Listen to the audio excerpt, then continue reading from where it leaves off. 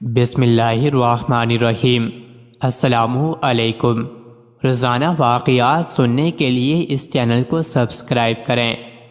حضرت عمر رضی اللہ عنہ نے مجاہدین کی صحت کا خیال رکھنے کے لیے حضرت سعد بن ابی وقاص رضی اللہ عنہ کو حکم دیا کہ کوئی ایسا خطہ تلاش کرے جس میں خشکی اور نمی ایک جیسی ہو۔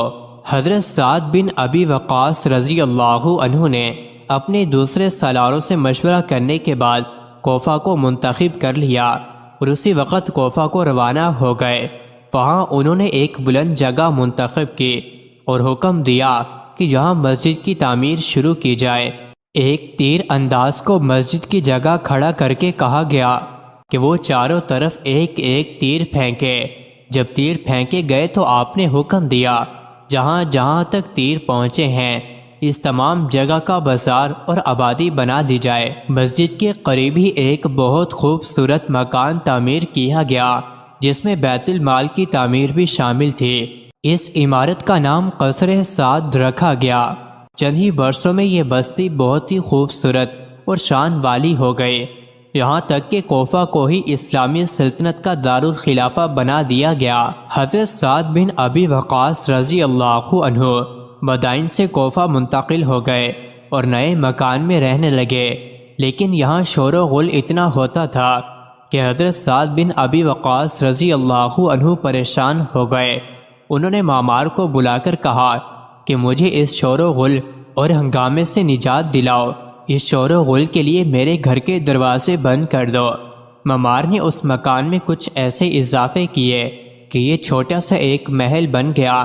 اس کے آگے معمار نے مضبوط اور ایک نہایت خوبصورت دروازہ لگایا جو بند ہوتا تھا تو ذرا سا بھی شور و غل اس کے اندر نہیں آتا تھا۔ ایک بار وہاں سے کوئی شخص مدینہ منورہ آیا اور امیر المومنین سے ملا۔ کوفہ کے متعلق بات چلی تو اس شخص نے امیر المومنین حضرت عمر رضی اللہ عنہ کو بتایا کہ امیر لشکر حضرت سعد رضی اللہ عنہ نے محل جیسا مکان تعمیر کروایا ہے اور اس کے سامنے ایک محل جیسا دروازہ لگایا ہے۔ حضرت عمر رضی اللہ عنہ نے یہ بات سنی تو ایک صحابی محمد رضی اللہ عنہ بن مسلمہ کو بلایا اور حکم دیا کہ ابھی کوفہ روانہ ہو جاؤ، سعد کے مکان کے دروازے کو بغیر پوچھے آگ لگا دینا اور پھر یہ خط اسے دے دینا اور وہیں سے واپس آ جانا۔ محمد رضی اللہ عنہ بن مسلمہ اسی وقت روانہ ہو گئے۔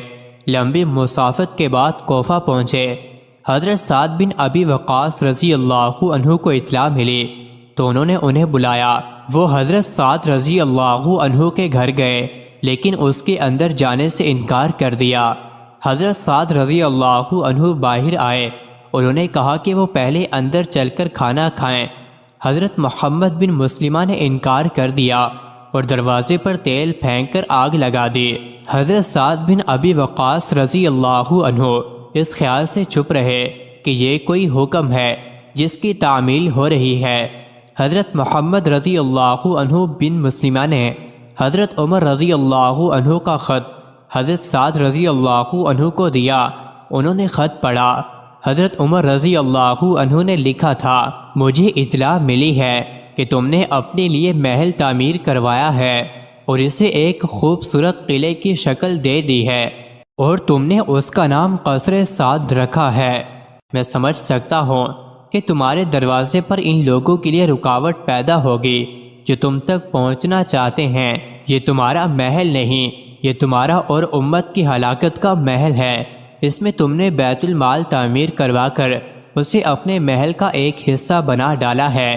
بیت المال پر باقاعدہ پہرا کھڑا کیا جاتا ہے، اس پہرے کی وجہ سے تمہارے محل میں بھی کوئی داخل نہیں ہو سکتا۔ بیت المال کو فوراً وہاں سے ہٹا دو تاکہ جو کوئی تم تک پہنچنا چاہے اس کے لیے پہرے کی وجہ سے روک ٹوک نہ ہو۔ اپنے اور لوگوں کے درمیان کوئی رکاوٹ نہ رکھو۔ دروازہ جل رہا تھا۔ حضرت سعد بن ابی وقاص رضی اللہ عنہ نے حضرت عمر رضی اللہ عنہ کا حکم نامہ پڑھ کر محمد رضی اللہ عنہ بن مسلمہ کو بتایا کہ انہوں نے یہ دروازہ کیوں لگایا تھا۔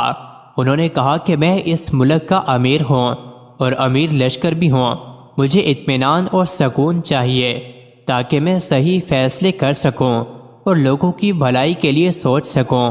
محمد رضی اللہ عنہ بن مسلمہ مدینہ واپس آئے اور حضرت عمر رضی اللہ عنہ کو بتایا کہ وہ حکم کی تعمیر کر آئے ہیں۔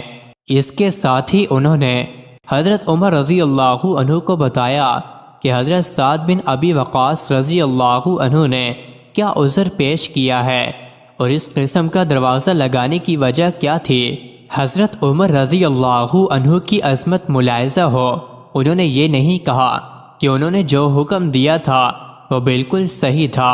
انہوں نے محمد رضی اللہ عنہ بن مسلمہ سے کہا کہ انہیں یہ عذر قبول کر لینا چاہیے تھا، اندھا دھند حاکم کے حکم کی تعمیل نہیں کرنی چاہیے۔